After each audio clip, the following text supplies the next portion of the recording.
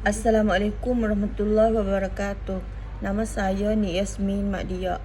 Sekarang saya belajar tahun yang kedua Fakulti Sains Politik. Jurusan Perhubungan Antarabangsa. Pada hari ini saya akan membaca berita Malaysia. Isu menghalang pembabitan sukan dalam kalangan kaum bukan Melayu di negara ini semakin berleluasa dan tindakan mencegah situasi itu perlu dilaksanakan dengan tegas. Jurulatih B.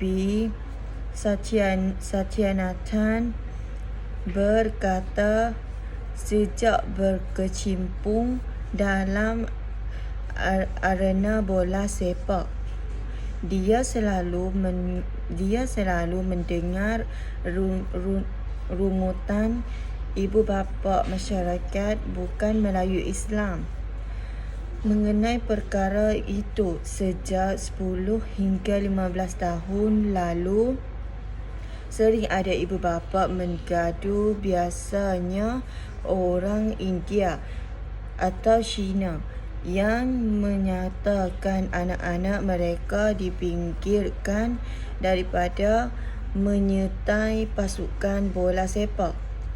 Biasanya mereka cakap guru-guru hanya pilih pelajar Melayu untuk menyertai pasukan, sedangkan anak-anak mereka mempunyai bakat dan potensi. Katanya kepada Malaysia kini, ketika dihudungi hari ini, bekas jurulatih skuad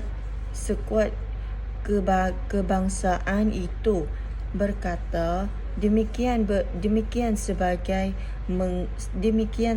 mengkulas ke seorang guru didakwa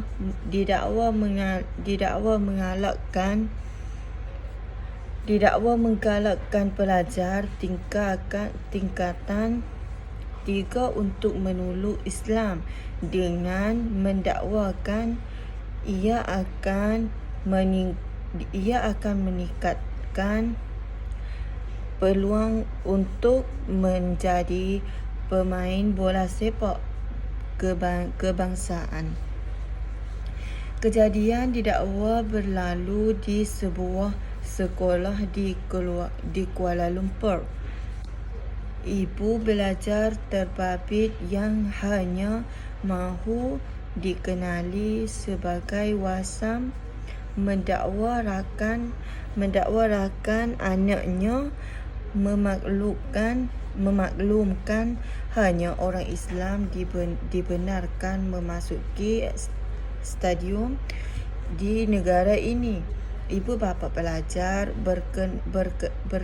berkenaan telah membuat laporan polis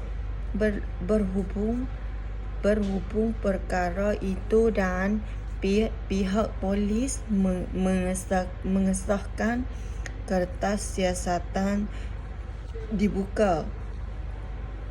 Satyanathan berkata,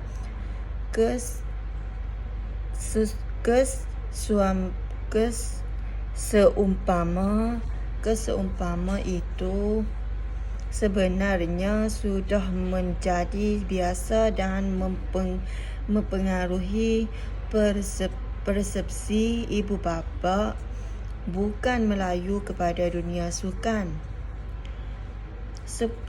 Sepatutnya, kata Satyanathan lagi,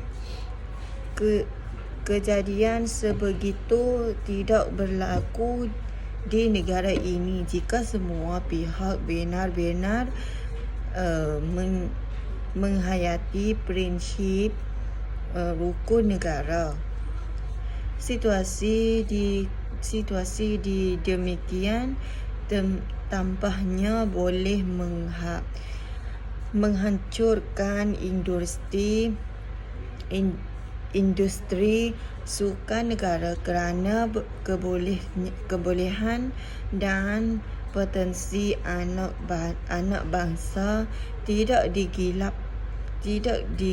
secara menyeluruh kerana dipengaruhi oleh latar belakang keturunan di individu berkenaan. Pada zaman saya kecil dulu, isu-isu sebegini tidak berlaku. Boleh lihat dalam sekuat hoki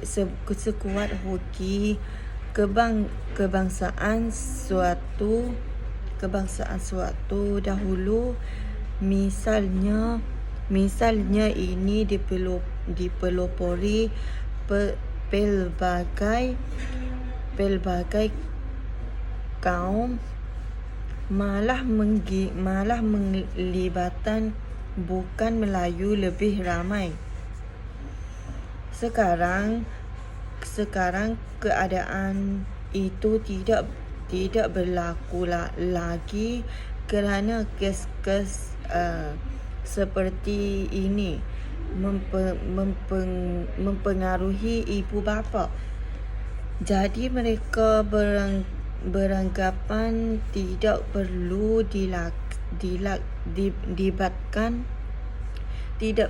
libatkan anak-anak dalam bidang sukan kerana tiada peluang untuk melangkah lebih jauh. Bagaimana seorang guru boleh begitu berani menyentuh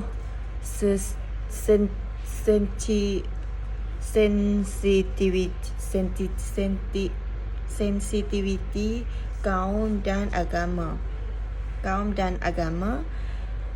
Tegasnya, tambah siasatan lagi, siasatan dan tindakan di atas kertas sahaja tidak akan mencukupi jika dakwaan itu benar-benar berlaku. Terima kasih.